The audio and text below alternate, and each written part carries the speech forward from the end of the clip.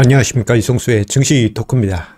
자, 오늘 아침에 금통위 회의, 한국은행 금통위 회의에서 기준금리를 0.75%에서 1%로 25bp 인상을 결정했습니다. 자, 지난 8월에 금리 인상하고요. 자, 올해 두 번째 금리 인상을 함으로써 이제 어떻게 보면 작년 코로나 사태 때 0%대 들어갔던 기준금리가 이제는 다시 1%대로 들어왔습니다. 자, 이 어떻게 보면은 미국보다 기준금리를 빨리 인상하고 있는 지금 한국은행의 모습이라고도 할 수 있겠는데, 자, 이에 따른 증시에 미치는 영향, 어떤 영향들이 있을까요? 여러분들 궁금하지 않으신가요?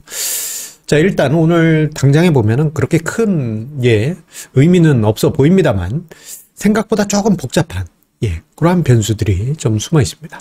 자, 오늘 증시 토크에서 그 약간 복잡한 내용들이 무엇인지 함께 알아보도록 하겠습니다. 구독, 좋아요 버튼과 함께 힘차게 시작하도록 하겠습니다. 자, 시작에 앞서서, 오늘 금통위 회의 끝나고 올라온 통화정책 방향, 보도자료를 보게 되면 금리 인상했다라는 내용과 더불어서 세계 경제가 좀 어렵다, 이런 내용도 있지만, 글로벌 인플레이션 움직임, 주요국의 통화정책 변화, 요게 이제 약간은 이제 매파적으로 변하고 있는, 주변국들의 모습을, 이야기하고 있죠. 자, 그로 인해서, 자, 올해 인플레이션이 3% 수준으로 높아져 있고, 근원 인플레이션도 2% 중반까지 상승해 있다. 라는 점을 근거로 해서 금리 인상을 결정을 했다고 합니다. 이런 인플레이션은 내년 정도 되면 2% 선을 살짝 웃돌다가 내년 중에는 2% 수준으로 2% 후반에 있다가 내년 정도에는 2% 수준으로 다시 내려올 것 같다. 그런 전망도 있습니다. 경제 성장률, GDP 성장률은 올해 4% 추정하고 내년엔 3%로 예상된다라는 내용도 담겨 있네요. 자, 이러한 내용, 다 필요 없죠. 중요한 것은 기준금리를 인상했다라는 점을 우리가 보아야 되겠습니다. 자, 그런데, 자, 이번에 우리나라의 기준금리 인상은 미국보다도 빨리 움직였어요. 자, 우리나라가 미국보다 기준금리를 빨리 인상한 그러한 경우는 2000년 이후 21세기 들어서 자, 2010년대 한번 있었고요. 그리고 이번에 2020년 이 시점에 있었습니다. 자, 미국의 기준금리가 2010년 초중반 제로금리에 있었잖아요. 그리고 지금 미국도 제로금리에 있습니다만 우리나라가 먼저 기준금리를 인상을 했습니다. 그런데 이게 꼭 이런 게 공식은 아니에요. 예전에는 보게 되면은, 이게 왔다 갔다 합니다. 2000년 중반에는 미국이 먼저 금리를 올렸고요. 그 다음에 뒤따라서 한국이 한 1년 정도 뒤에 올렸었죠. 그리고 이번에, 2010년대 중후반, 그때 당시도 보면은 미국이 먼저 올리고 우리나라가 좀 뒤늦게 올렸었죠. 약간은 저 두 시기를 보게 되면은 눈치를 보는 듯한 그런 모습이 있었습니다만 2010년대 초반 그리고 이번에는 조금 미국보다는 좀 뭐랄까 약간은 매파적인 그러한 성향들이 좀 보이는 것 같습니다. 이러한 현상들이 있기 때문에 한국은행이 이번에만 빨리 올린다라고는 할 수 없어요. 자, 이제부터 중요한 것은 한국은행이 어쨌거나 미국보다 금리를 먼저 인상하고 했기 때문에 주식시장에 큰 변수가 되지 않을까 이런 생각을 하실 수도 있는데 한국은행이 기준금리를 인상하는 것 자체는 그렇게 겁낼 일은 아닙니다. 자, 당장 오늘만 보더라도 그렇게 큰 변수는 아니었잖아요. 시장에 결정적인 어떤 요동을 만들거나 그러지는 않습니다. 특히 앞서 보여드릴 때 2010년대 초반 그때 이제 미국보다 먼저 금리를 인상하던 요 시점에 보시면은 금리 인상하면 이제 증시 안 좋겠네 이렇게 생각하실 수도 있어요. 그도 그럴 것이 경제학 교과서에서는 금리하고 주식시장은 거꾸로 간다 뭐 이런 식의 설명이 있기도 하기 때문입니다. 하지만 그때 당시 보게 되면요. 자, 금리를 인상했을 때 거의 뭐 1년 만에 1%포인트 100bp 올렸거든요. 그렇지만 이때 당시 차화적 랠리 속에 주식시장은 그냥 불타 올랐습니다. 자, 그렇다면 뭐 한국은행의 기준금리 인상 요거 그냥 그냥 뭐 무시 이렇게 넘어갈 것이냐? 그건 꼭 아닙니다. 두 가지 부분에서, 두 가지 관점에서 좀 문제가 될 수 있어요.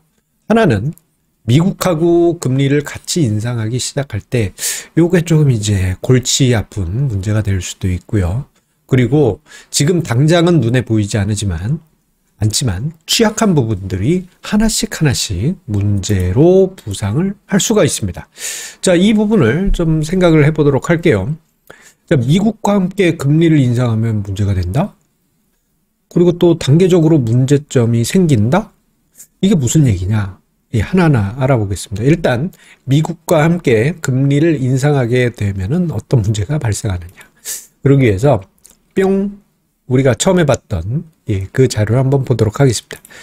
이 자료는 이제 미국의 연준 금리, 실효금리라고 해서요. 기준금리를 이제 실제 매일매일 어떻게 흘러가는지 보여주는 자료하고, 이게 FF 금리라고 하는데요. 이거하고 이제 한국은행 기준금리를 같이 표시한 겁니다. FF 금리는 얼추 미국의 기준금리하고 거의 똑같이 움직여요. 자, 그런데 보시게 되면 2000년대 중반에 처음에는 미국이 먼저 올리다가 2005년, 6년 요때쯤부터 해서 한국은행도 같이 금리를 인상했습니다.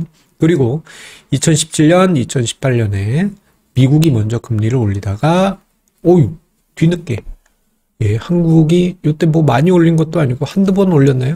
별로 몇 번 올린 건 아닌데 그 다음에 좀 골치 아픈 상황이 찾아왔죠. 2000년대 중반에는 08년 금융위기가 찾아왔고 2017년, 18년 요때 이제 금리 인상한 후에는 뭐 한두 해 뒤지만 코로나 사태가 터졌죠. 결국 우리나라가 단독으로 올릴 때는 이게 뭐 아주 심각한 문제가 터지는 건 아니에요. 다만 이제 제가 주식시장 조종장을 이야기할 때 단순 조종장이 있고 중급 하락장이 있고 대폭락장이 있다라고 종종 이야기를 드리죠. 단순 폭락장은 한 10% 빠지는 거, 주가지수 기준으로. 중급 하락장은 한 20% 빠지는 거. 그리고 대폭락장은 반토막. 살벌합니다. 자, 미국하고 한국이 같이 인상하게 될 때는 대폭락장이 있었어요. 2000년대 중반, 그리고 2010년대 후반.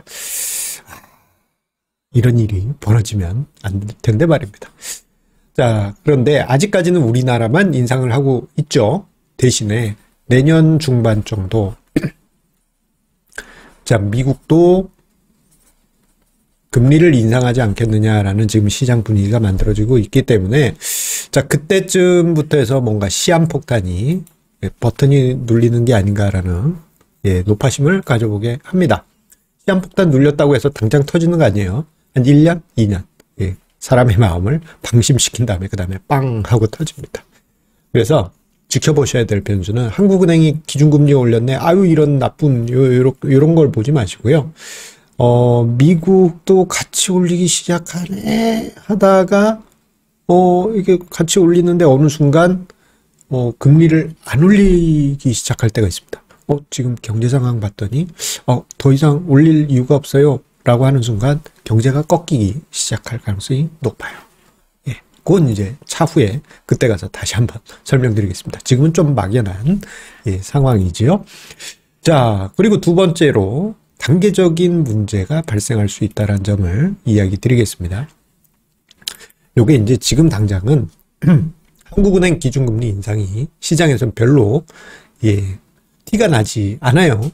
하지만 여러분들 뭐 주택담보대출이나 아니면은 뭐 이제 개인 신용대출 같은 거 받아보신 분들은 코픽스 금리라고 아시죠? 코픽스 금리 보시면요, 은근슬쩍 많이 올랐습니다. 많이 올랐어요. 금리가 은근히 많이 올라왔습니다. 이번에 기준금리 인상했으니까 또 한번 이렇게 올라가겠죠. 이게 뭐 0. 몇 %니 뭐 별거 아니니라고 생각하실 수 있지만 이게 이제 취약한 부분에서 살살 문제가 발생하게 됩니다. 예. 그리고 이제 개인 가계라면은 뭐 은행 이자 뭐 10만 원 늘어났다. 연 10만 원 늘어났다. 뭐 이게 별게 아니다라고 생각하실 수도 있지만 어떤 분들 입장에서는 요 금액으로 인해서 이 이자 금액 증가로 인해서 부도가 날 수 있어요. 채무불이해. 모든 사람이 소득이 좋다고 생각하시면 안 됩니다. 안 좋은 분들도 있어요. 그게 많은 비중은 아니더라도 그게 단계적으로 나타나요. 이러한 현상은 기업, 상장 기업에도 마찬가지입니다. 부도 리스크가 조금씩 높아지게 됩니다. 2010년대 초반에 보시게 되면요. 상장 대형사들 중에 부도 나고 문제가 발생하고 회사채 사태가 일어났던 기업들 은근히 많았던 거 여러분들 한번 눈 감고 싹 생각해 보면 맞아. 그때 당시 디모사, 그때 당시 뭐 어떤 회사 등등 떠오르실 겁니다. 이런 문제가 발생하면 시장이 한 번씩 뭐 대폭락장, 뭐 중급 하락장은 아니어도 시장에 부담을 안겨주는 변수가 되죠. 자, 그리고 개인 투자자 입장에서 보게 되면은 이자 비용 문제가 있기 때문에 수급 측면에서 레버리지 자금을 좀 활용하는 부분이 줄어들 수가 있습니다. 그래서 수급 불안 요인으로 단계적으로 이게 뭐 지금 당장 빵 하고 터지는 게 아니고 단계적으로 나타나게 되고요. 그리고 주식시장의 직접적인 문제로는 이제 버블권에 있는 종목들. 이건 이제 우리나라뿐만 아니고 미국도 마찬가지일 겁니다.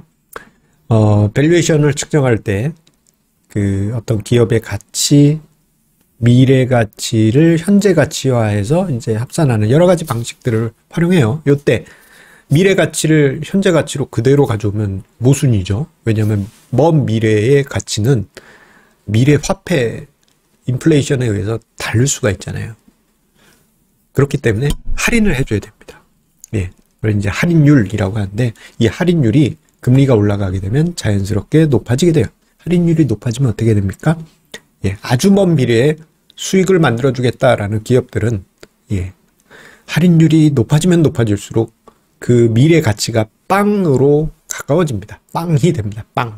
빵빠라빵빵빵 빵원. 뭐 심한 경우에는 빵원까지 가고 뭐 그렇습니다. 상대적으로 버블이 없는 뭐 수익을 꾸준히 내고 있는 이익을 꾸준히 내고 있는 회사인데 저평가되어 있는 회사들은 오히려 상대적으로 견조한 그러한 주가 흐름이 나타날 수 있어요. 그런데 버블권역에 있는 종목들은 금리가 인상되게 되면 그에 따라서 단계적인 영향을 받을 가능성이 높다는 점을 기억해 두실 필요가 있겠습니다. 자, 지금의 주식시장 어떻게 보면 이제 금리 인상 후에 약간 이제 심리적인 부분이 좀 반영이 되면서 뭐 오늘 장중 뭐 큰 폭의 하락은 아닙니다만 어제 오늘 약간 무겁게 흘러가곤 있어요.